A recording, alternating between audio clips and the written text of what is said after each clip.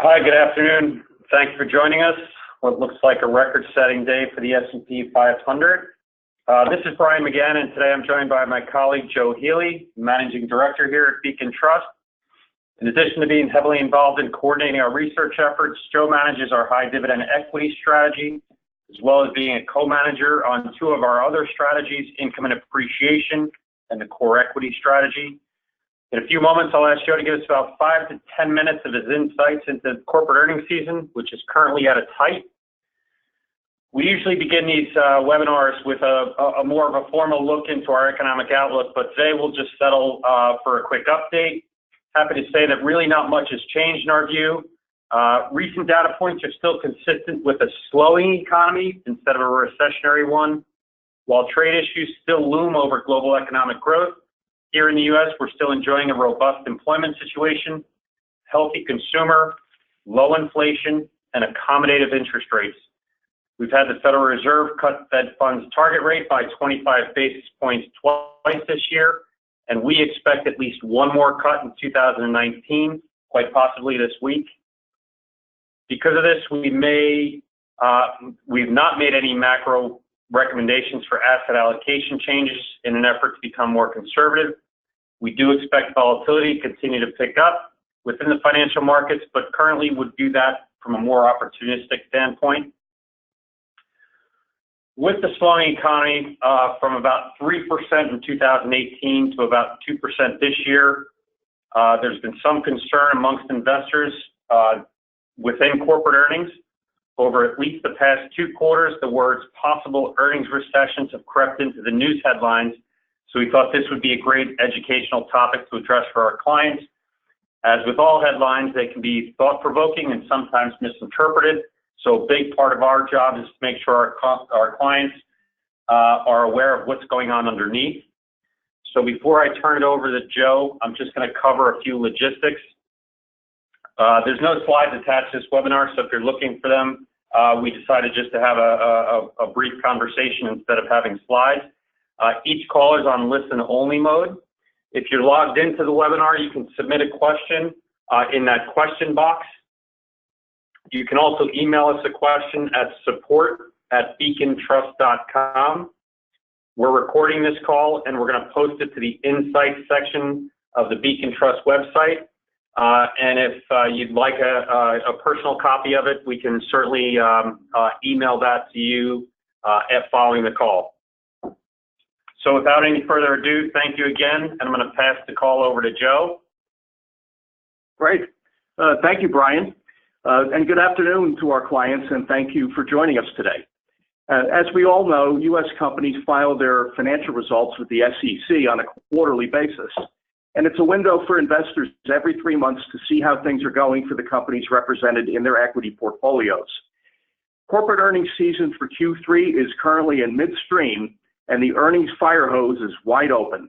As of Friday, 40% of the companies in the S&P 500 stock index have reported earnings so far for the third quarter, or Q3 of 2019. Now, this afternoon, we wish to provide a few key timely insights for clients as news continues to be dominated by headlines about results for companies. Sometimes these headlines can be misleading, so we'd like to dig into a few data points from recent earnings results and share some relevant insights. Now, to address a key issue on the minds of many, Brian mentioned recent headlines seem to cast a rather negative light on trends in earnings results for larger U.S. companies, like the ones in which Beacon focuses within our active equity portfolio strategies. And as you noted, some pundits feared the notion of company earnings comparisons being down versus a year ago here in the midst of a slower economy and ongoing global trade uncertainties. In fact, some would infer that valuation measures, such as PE ratios, are at risk of being elevated for U.S. stocks through a shrinking earnings denominator. Now, that would certainly be an unwelcome scenario for investors. In this presentation, we wish to allay any such fears of an imminent earnings recession. So let's get started by going back and looking at the last couple of quarters in corporate earnings data, beginning with Q1 19. Q1 reflected the full effects of slowing economic growth, successive monetary tightening moves by the Fed over prior years, and ongoing headwinds and uncertainties from the lingering U.S.-China trade fight. So the first quarter for the companies in the S&P 500 index in aggregate began 2019 rather quietly with a plus 3% year-over-year earnings gain for Q1. But underneath this plus 3% number, Q1 19 actually brought the first decline in net profit margins for the companies in the S&P 500 since 2016, with margin pressures mounting from rising costs related to labor, logistics and transportation, tariffs, etc. Additionally, pricing power for companies proved to be quite limited in what is an intensely competitive global economy. As might be expected, with profit margins under pressure and earnings comparisons so close to flatlining, 2019 has unfolded as a year with reasons for optimism coexisting alongside some added caution. Now, moving to the second quarter, let me share some data points regarding earnings expectations as we entered Q2 reporting season for the companies in the S&P 500 stock index.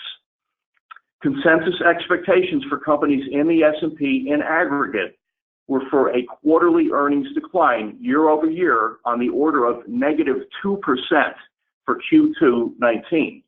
Now, this would have represented the biggest earnings decline for S&P 500 companies since Q2 of 2016. And this negative year-over-year comparison for Q2 19 would also have represented a deceleration from Q1's modest aggregate earnings growth rate, the 3% that I mentioned.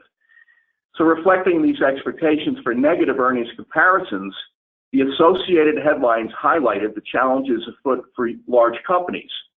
Important within this slowing of earnings comparisons was the ongoing moderation in global economic growth in the year to date, as well as recent declines in corporate profit margins. As it turned out, though, Q2 earnings results ended up beating the rather gloomy expectations. S&P 500 earnings in aggregate actually advanced by 1.7% in Q2, and that's almost 4 percentage points above the expectations entering earnings season, that -2% that I noted earlier. Furthermore, the median company in the S&P 500 posted earnings growth of plus 6% in Q2, well ahead of this headline plus 1.7% number. Now, this kind of difference is quite possible mathematically, and that's because the interim period results comparisons of companies with heavier weights in this market capitalization weighted index can vary markedly from those of the average or median company. And Q2 was one of those instances. As to profit margins, while net margins did post modest declines again in Q2 across most sectors within the S&P 500, they fell by less than previously expected thanks to lower than forecast corporate tax rates. And this was much like the Q1 experience when overly negative earnings expectations for comparisons were exceeded by S&P 500 companies, aided importantly by lower than expected effective tax rates. Finally, Q2 earnings results at the company level beat expectations for fully 76% of the reporting S&P 500 companies. Now, that 76% result is actually above the 74% average of the prior 4 quarters, which is very constructive results versus expectations. Thus, the overall takeaways on Q2 earnings growth were as follows: a continuation of modest growth, ongoing challenges to margins for sure, but overall results better than feared. Now let's fast forward here to Q3. We recently entered the third quarter's reporting season, and as we did so, consensus expectations for companies in the S&P 500 in aggregate were for a quarterly earnings decline year over year, again, on the order of -3% for Q3. Turns out it's much like the picture was a few months ago as we approached Q2 earnings season, with an outlook for negative earnings comparisons then too. And it's worth noting on the sentiment front that this consensus expectation of -3% for Q3 was much more moderate as of just June 30th, when it was just negative 0.2% for Q3 comps.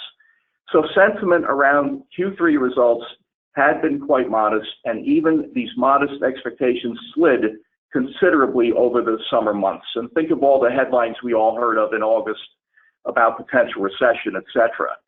So now let's see what the Q3 earnings picture is actually looking like today. It's still somewhat early, with only 40% of the S&P 500 companies having reported thus far, but fully 81% of them have reported positive earnings surprises versus expectations. And that's well above average. It is quite possible that sentiment became too negative about companies' Q3 prospects over the summer, and perhaps the negative comparisons will moderate as earnings season progresses, much as with what happened in Q2. And as always, it's instructive to look at the expectation for the median company in the S&P 500, which is for a Q3 earnings comparison to result in a growth rate of plus 3%. This is also reminiscent of the Q2 experience, when the median company outpaced the index's aggregate earnings comparison by a significant margin, which I mentioned earlier. So what's the Q3 earnings look at this point? Well, to us at Beacon, based on the data coming in, it's so far so good. And there's a fair chance that Q2's experience of exceeding expectations might just repeat itself here in Q3 earnings season. To bring this earnings analysis closer to home, let's look for a moment at the company-specific level and consider the earnings progress of key holdings across the economic sectors. Stock selections in Beacon's equity strategies, such as J.P. Morgan, Union Pacific, Johnson & Johnson, Sherwin-Williams, etc., are examples of companies rising to the challenge this earnings season and exceeding investor expectations with their Q3 results. Several of our holdings have, in fact, marched to all-time highs following their Q3 conference calls and maintained these recent stock price gains. S&P 500 companies in general are nicely advancing their financial results, despite the trade war being well into its second year, and also as companies bump up against the tough comparisons to last year's Q3 results, which were bolstered by year one of U.S. tax reform. The bottom line is that it's still onward and upward for most of our companies on the earnings front. Corporate America is working hard for us shareholders. The numbers are there. So a few conclusions. Overall, there is no earnings recession in sight, and valuations for U.S. stocks remain very reasonable, especially within a setting of subdued inflation. On balance, we are quite encouraged by the ability of our large and mega cap portfolio companies to roll with the punches, to manage themselves very well, despite all of the obvious macro challenges out there. And looking under the hood, the median company also continues to report steady earnings growth, exhibiting durability across the breadth of U.S. companies. So considering the key fundamentals which we track related to corporate earnings and equity valuations, the basic backdrop remains constructive for U.S. equities.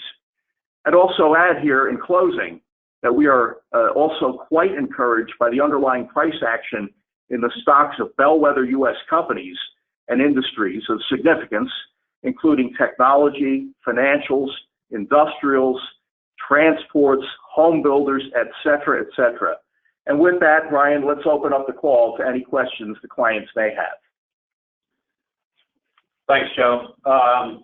The only question that's arisen so far looks a little bit past this year, and looking at the outlook for 2020, are there any early indications for what growth could be for 2020 in terms of earnings? Yes, indeed. I track that very closely, and the story there is for a nice rebound. When we look at the consensus expectation for 2020 S&P 500 index earnings growth, that look is for a plus 9% comparison in 2020 over 2019. So that's a stabilization of margins, a return of volume, and perhaps some pricing power as companies catch up on price cost on the margin front. Great. We really wanted to keep this brief and at a high level. And again, I think this reinforces our thoughts for the balance of 2019 going into 2020. So, pretty consistent with what we thought going into this year. Slowing economy, but not a recessionary type environment. Earnings growth continuing on, which leads to reasonable valuations in terms of the equity market. So, again, nothing within the headlines has led us to believe anything different. Our expectations have so far been met. And again, we haven't been recommending any sort of change to asset allocation targets at this point. We still have a lot of positives going on within the economy. Like I said, headlines can sort of come out and be a little bit misleading or something like that. So we like to take these opportunities just to get a quick educational point out there to let you know really what we see underneath the hood. So I hope you enjoyed. Again, we recorded. We'll be posting it to our website in the insight section of the website. And please feel free to reach out to any member of the Beacon Trust team should any further questions arise. So with that, on behalf of Joe and myself, thanks again for taking the time. Enjoy the rest of the evening, and we hope to talk to you soon. Thank you.